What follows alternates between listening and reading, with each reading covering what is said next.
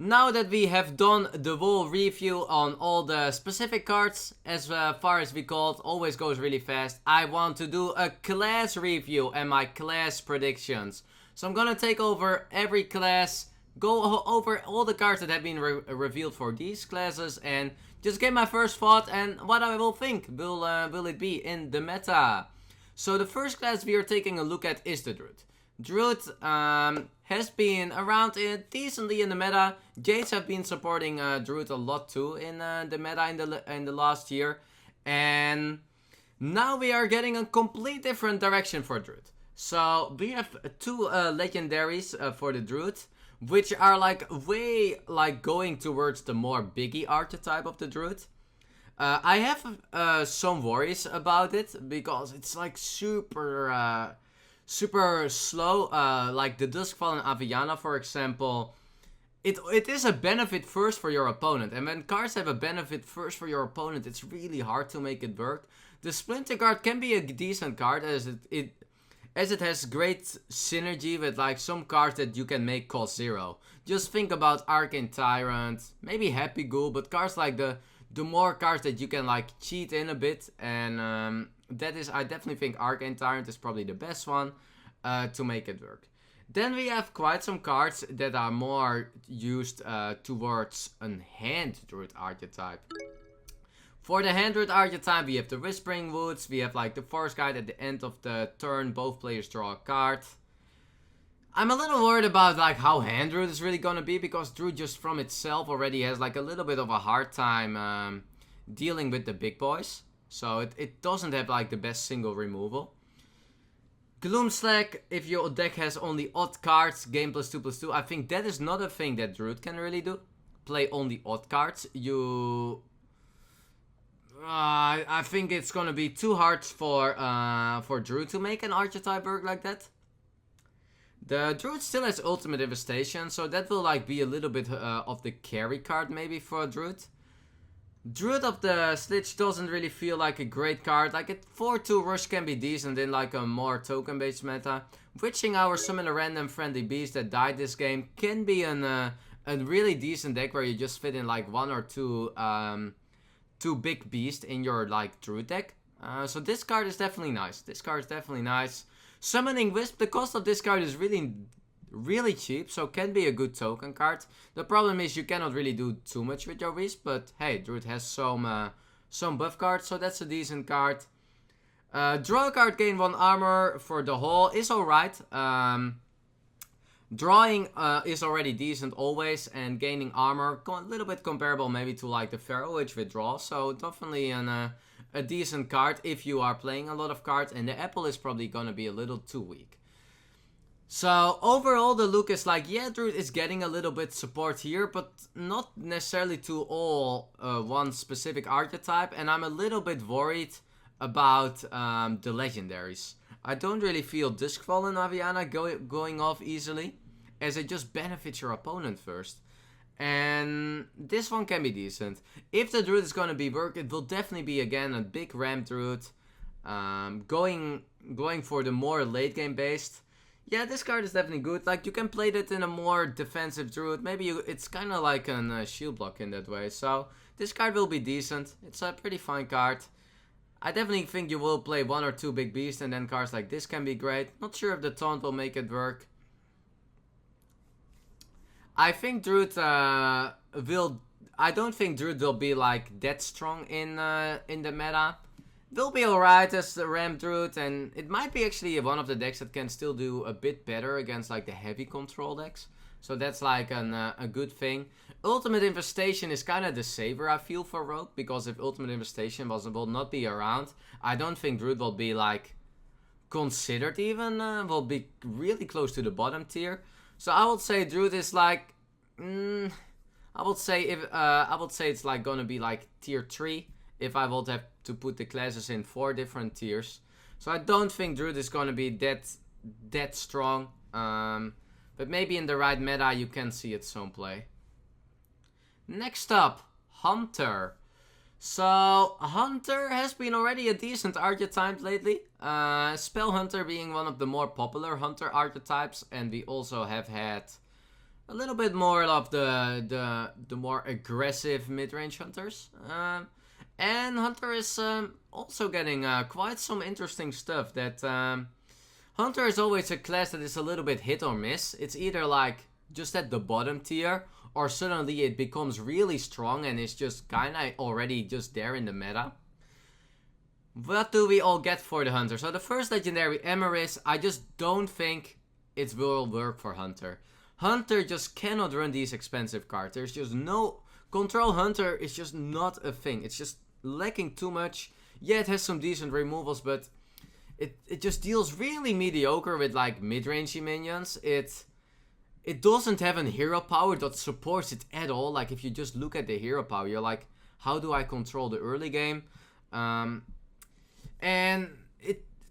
there's a little bit card load lacking there too, and cards like that are 10 mana guys that have a battle cry of like not doing directly something on the board. No, double attack and help of your minions in your hand. It's just not gonna work. It's just not gonna work. This one there, I think is actually a decent card. Really strong stat line for the Shaw, 4 mana 3/6, giving other minions rush. So now you are not gonna look in your collection that is having rush. No, you're gonna look at like minions that have really nice stat lines and suddenly gain rush, and that can be nice. So this card is just all around already good. A little bit sad it's not like a beast itself, but this card can definitely be a nice card. Talkmonger, I'm not so sure. I don't really feel it at the moment. You can play it with Elven Archer, and then you suddenly shoot a poisonous. So that's actually a great combination with it. Red Trap is, well, hey, it's a new secret, but after your opponent plays 3 cards, guys, I mean, people will play around this really well. Will be an inconsistent secret, so I don't think this will do too much. But hey, yeah, there will be, because of an additional secret just in the secret pool now, people will have to play around it a bit. Strong, pretty reasonable dragon revealed here. Just a little bit not sure if it fits in current Hunter. Windblaster, great card. Great card for the Hunter, the Windblast. Deal 4 damage to a minion, but if a minion died this turn, it costs 1. Well, there are always minions dying every turn almost, so really good card. Hunter, the Death Heaven Hunter, I'm not so excited about this, even though in 3 mana 5/2 stealth can be a decent stat line for Hunter. Cool single removal here for Hunter. 4 mana, just rush into something and kill it. Can be a great way of killing a Deathwing off or like something big, but well, it might struggle a little bit against Taunt. Dire Frenzy is something that I'm the most excited about for Hunter. It will like buff, like it will have some really great combinations where you suddenly can buff your Stone Tusk Boar. It is a 4 mana, or it's a 1 mana 4/4 charge. You put 3 of them in the deck, and with like a Tolvir, you can just draw your Stone Tusk Boars again, and you just have 1 mana 4/4 charges in your deck. And the Hunting Mastiff is definitely a nice Hunter card. 2 mana 2/1, pretty solid stat line. Echo Rush, really good one, I think. So the Hunter is getting some tools. The Hunter is mainly getting, where I see the Hunter more shining, is like early game and mid game. That is where the Hunter has to shine. Spell Hunter will still be a really good archetype, guys. That will be around.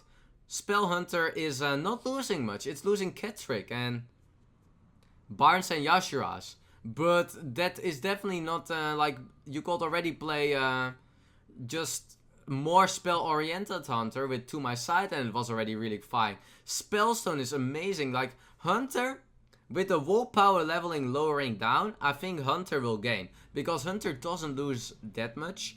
And the mid-range Hunter is a little bit of an archetype that we will see how good it will be. But it definitely, I can definitely see with cards like Dire Frenzy, Hunting Mastiff, Wind Blast, and maybe the Shot to make it a little bit work. I think Hunter will be fine in this meta. As I said before, Hunter doesn't need much often to just become strong. The hero power of the Hunter is one of the strongest in the game still. I would say Hunter will be tier 2. I think Hunter will have a really nice time, especially in the early phases of an expansion. And I think you will see Hunter as, together with Paladin maybe, as some of the more active tempo-oriented classes. Next up, Mage. Mage is getting Tucky as one of the legendaries, what adds a random legendary minion from the past to your hand. Getting that Dr. Boom and Mistress Challenger and also on the back in there. I mean, just fitting it into your deck, it can be nice as like an extra one, but it's definitely gonna be more of a legendary that you're just gonna like have incredibly fun with. But 6 mana, 5/5, draw a card is pretty nice, so that makes definitely a difference. Archmage, whenever you draw a minion, add a copy to your hand. Incredibly legendary, guys. Super powerful mage legendary. Just if you combine this with this, and this is what you can just do at turn 4. Turn 4, you play the Archmage with the Book of Specters, and suddenly you just pay for 2 mana. You just draw 6 cards in a minion mage. Like 2 mana, draw 6. What are we talking about, guys? It's insane. It's just insane. So yeah, that you can do that is insane. And just that basic part already can make a minion mage work, I think. This card is really strong.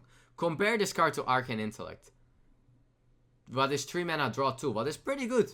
It's pretty fine. A lot of mage decks are playing. Now we are having a 2 mana, draw 3. Discard all spells drawn. Let's say you play 8 spells in your deck, just to have a number, or 9 spells. This card will still draw 2. 2 mana, draw 2. Pretty good. Pretty good. Back in the day, Shaman had a card that was played in every Shaman deck, and people had to, and it had even Overload for 2. So, this card is insane, guys. And you can make a minion mage. I think you can make a minion mage. And then in that minion mage, having the availability of such a draw mechanic, wow. Wow. Wow. Then another card that I think is actually a really nice card too. Arcane Keysmith. Battlecry, discover a secret, put it into the battlefield. And that is what a card too. What a card that is. 4 mana 2/2. Not that insane maybe. But the Battlecry of putting something in the battlefield. And you don't have to run the secret guide. You can discover a secret. So you just get secrets given. And you put it directly in the battlefield. So it's kind of like a 1 mana 2/2. And you then pay 3 mana for a secret. And you can discover which one you want. So the one time you're like, hey, I need my counterspell because I play against a big mage or a big priest or maybe a druid that wants to play Ultimate Devastation the next turn. But hey, next game you play against a more board oriented and you pick your explosive runes. Or maybe you need value and you pick the frozen clone.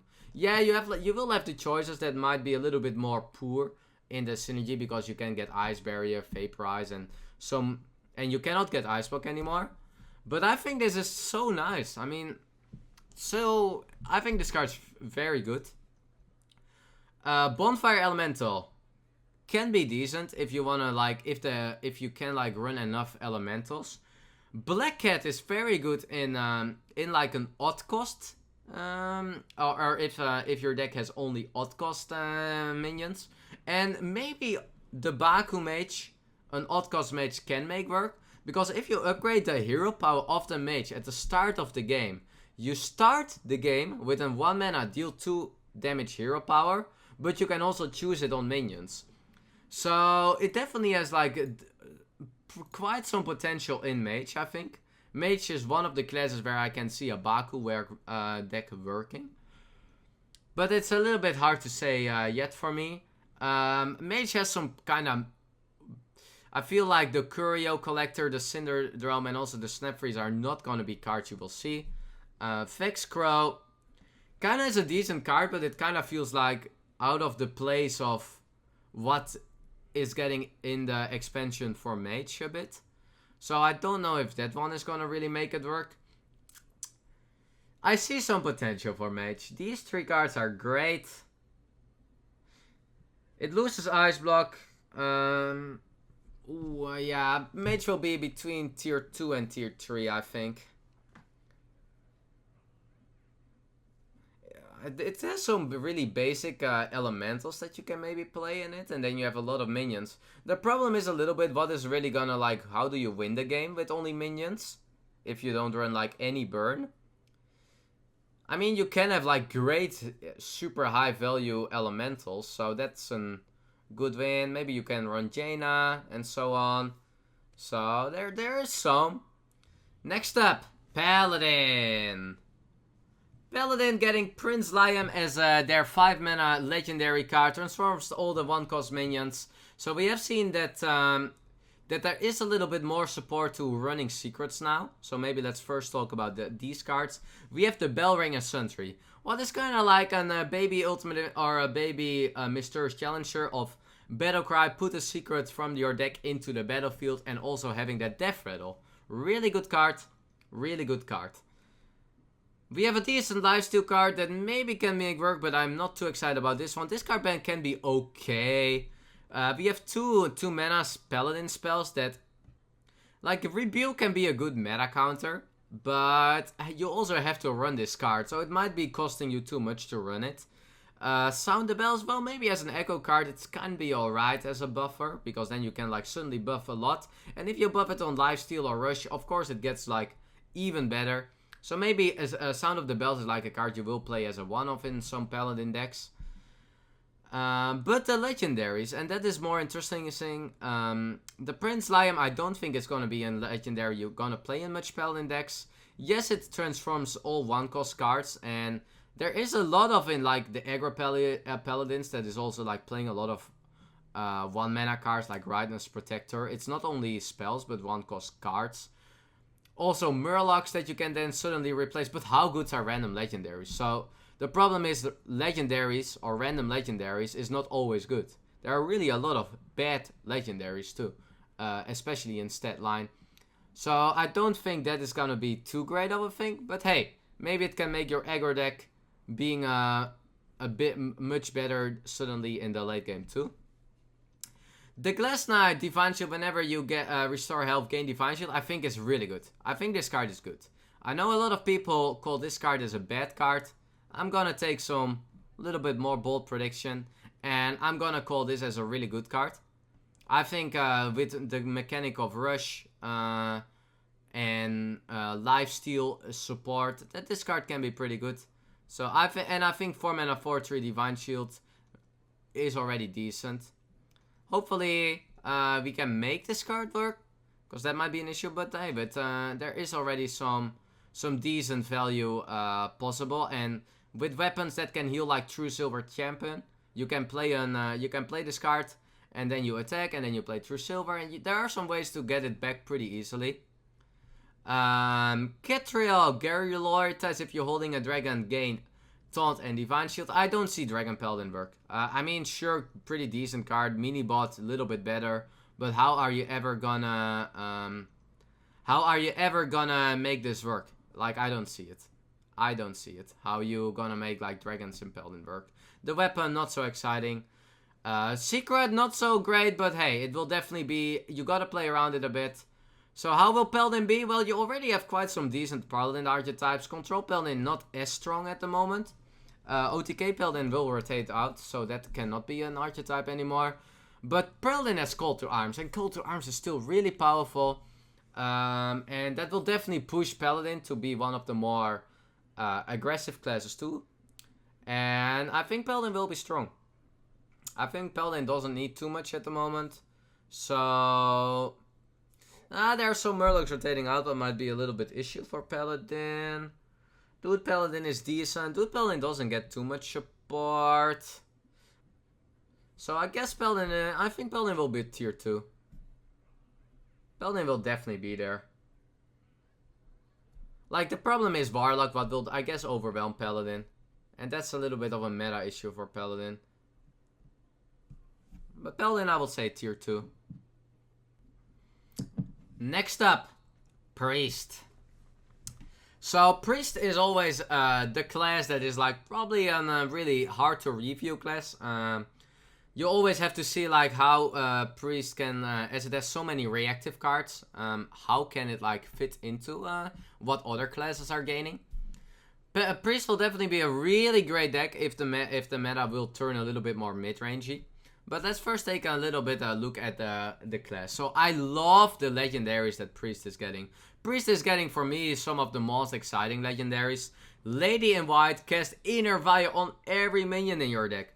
You can now play so many cool cards, guys, in the Priest. And you're gonna get like 4 mana 7/7s, 5 mana 8/8s, 5 mana 11/11s even with the new Taunt card that is available. So there are some really amazing, like Lady in White is gonna be a card you're gonna make your deck around. And I'm pretty sure this card is gonna be like really good. Lady in White is gonna be good. It's gonna be a good card.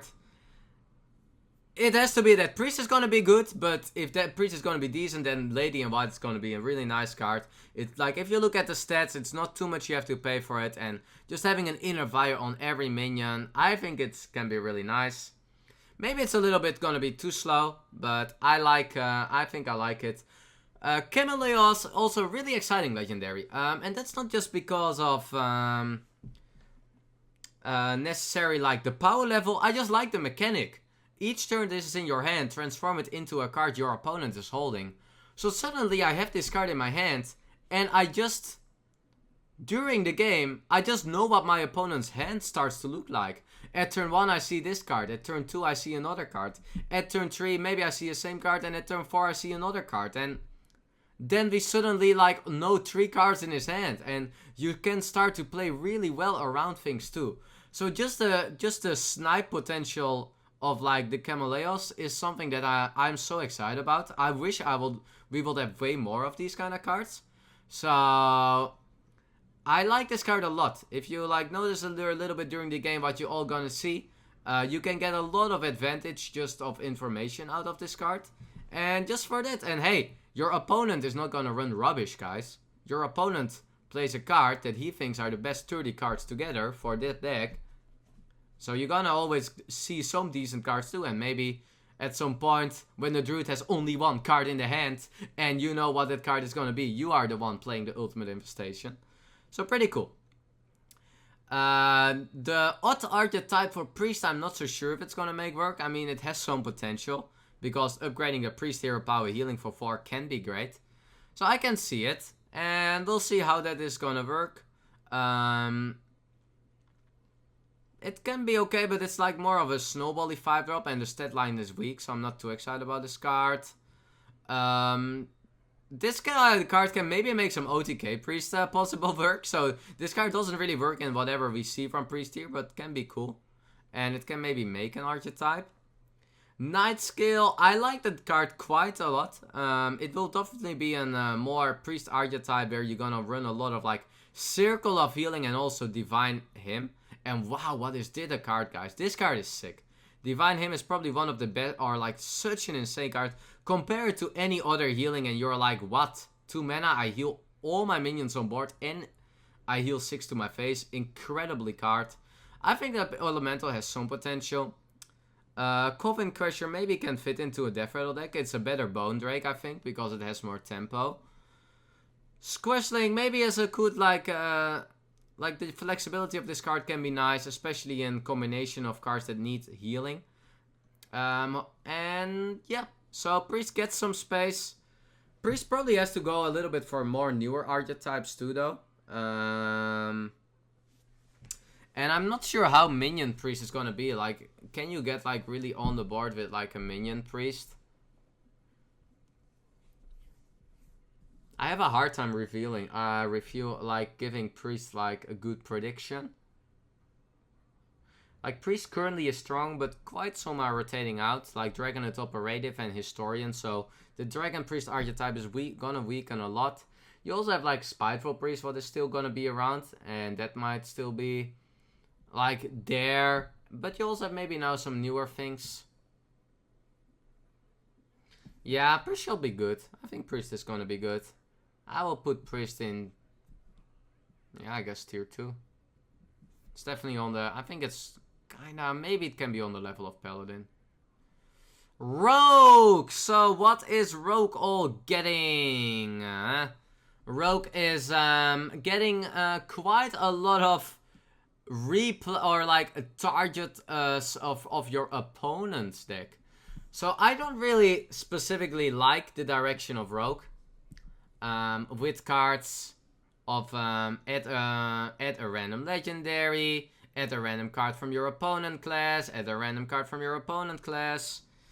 I'm not too excited about this whole thing. I mean, it's cool to have like a Thief Rogue, I guess, maybe, but the thing is, these kind of decks can never be like really competitive because it's so inconsistent.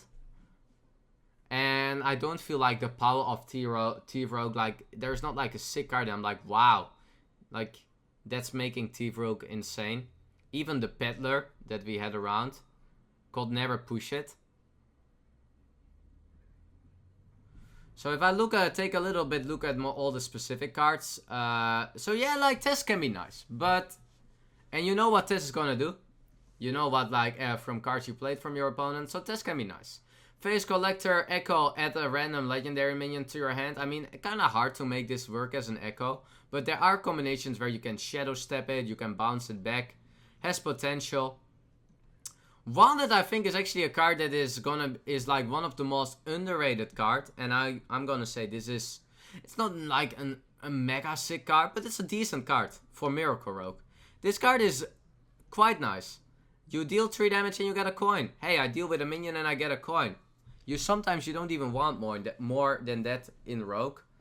But maybe it will maybe need to deal 4 damage. But this is a specific card for Miracle Rogue. This weapon is pretty bad. Cursed, maybe it can make some work. Because 6 mana, 5/3. It's you can kinda see it as an Azure Drake. No, you can't. What am I talking about? You can kind of see it as an Starfall. 6 mana, clear a minion, draw a card.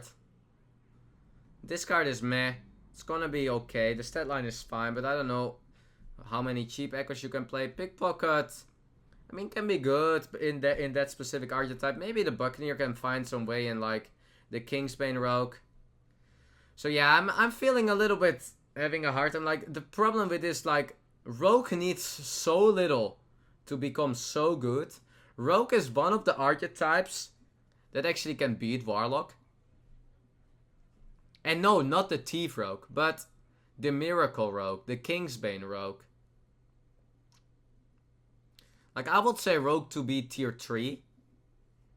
But I'm like maybe thinking like, yeah, maybe it can just be like the meta counter to the Priest and the Warlocks. So that's a bit my... And I like Miracle Rogue is not losing anything, it's losing coin. Kingsbane Rogue is like maybe the archetype.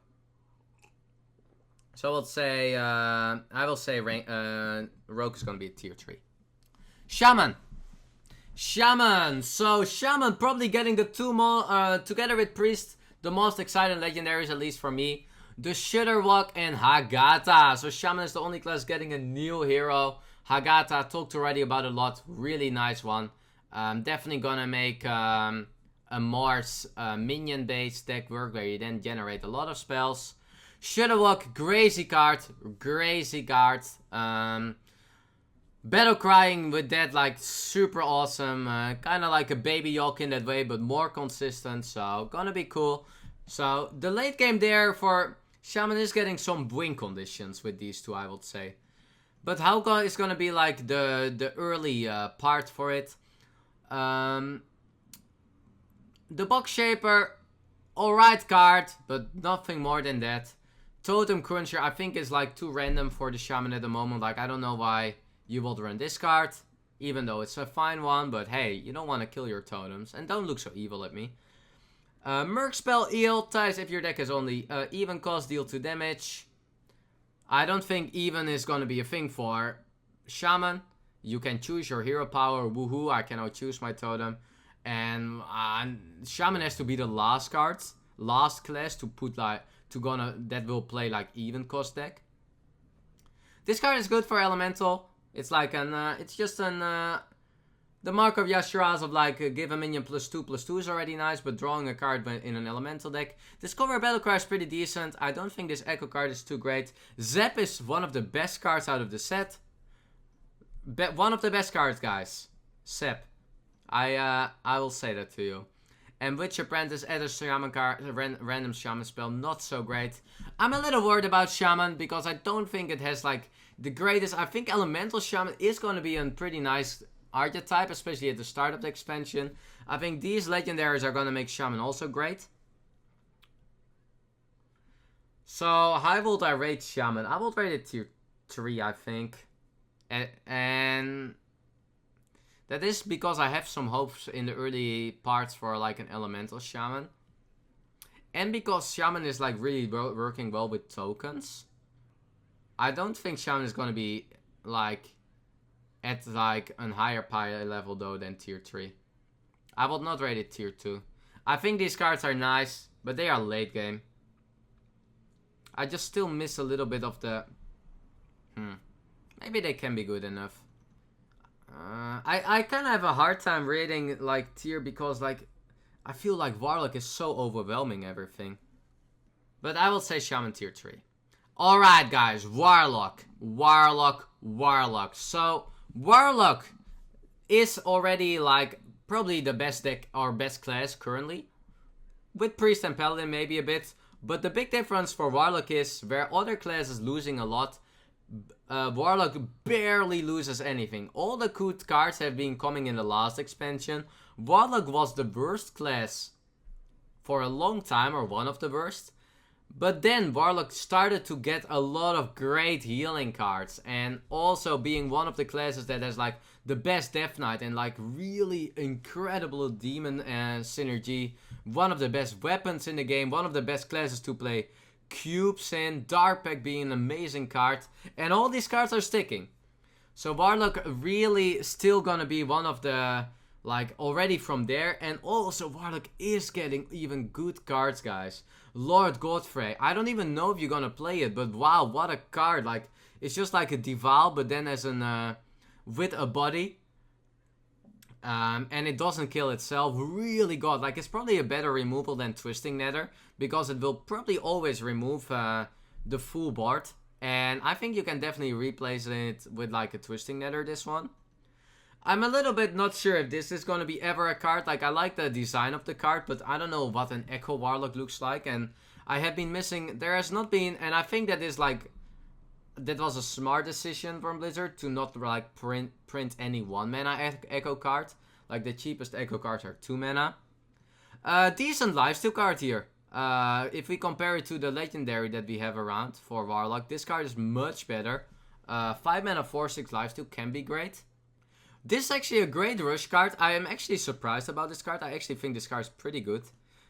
It can destroy a friendly minion and it gains its attack and health. And it can directly attack with the extra attack and health it gains. So it's kind of like an, yeah, like the Void Terror. But then also able to directly attack.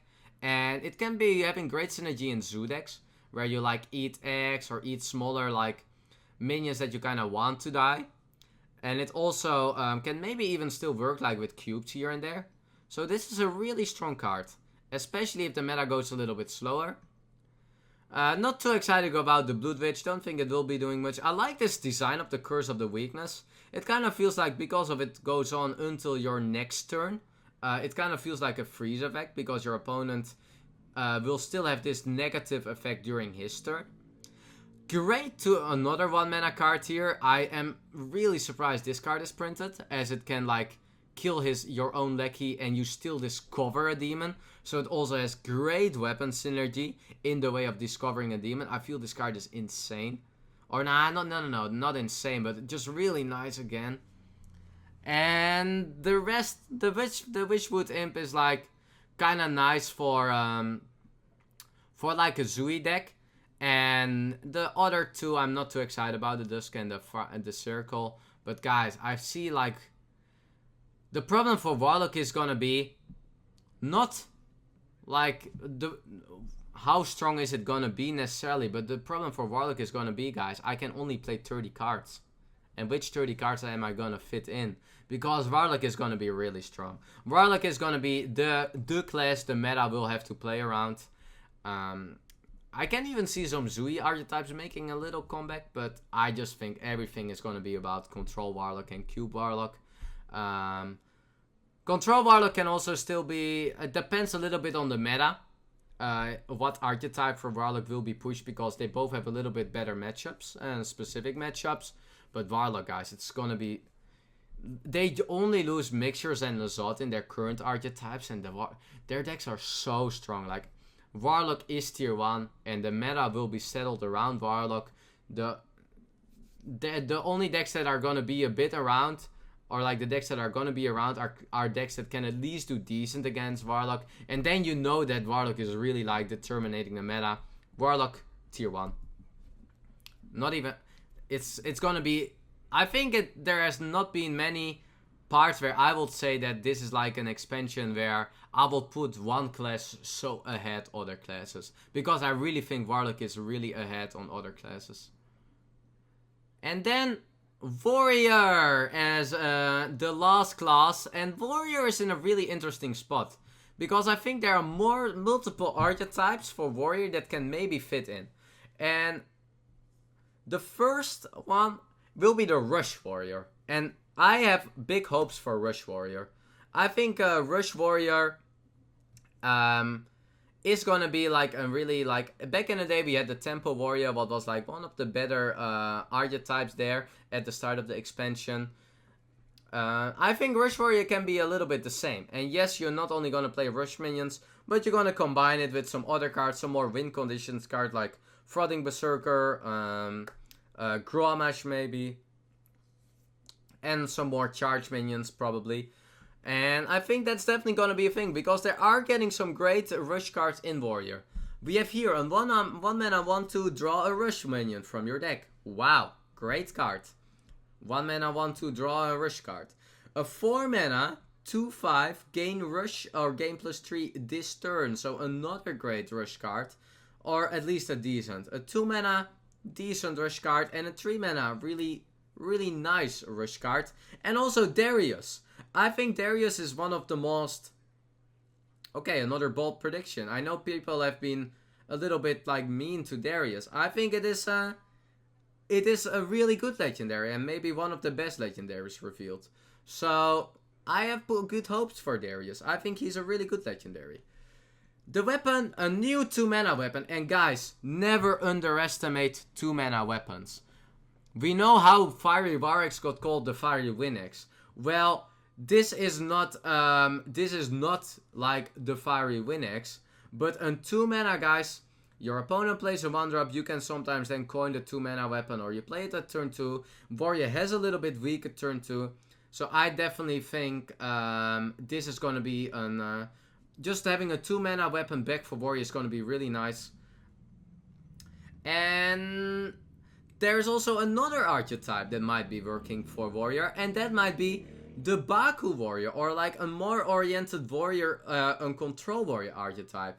The Baku, upgrading your hero power from the start of the game, guys. So can you imagine a Warrior archetype that starts your game with like upgrading 4 armor?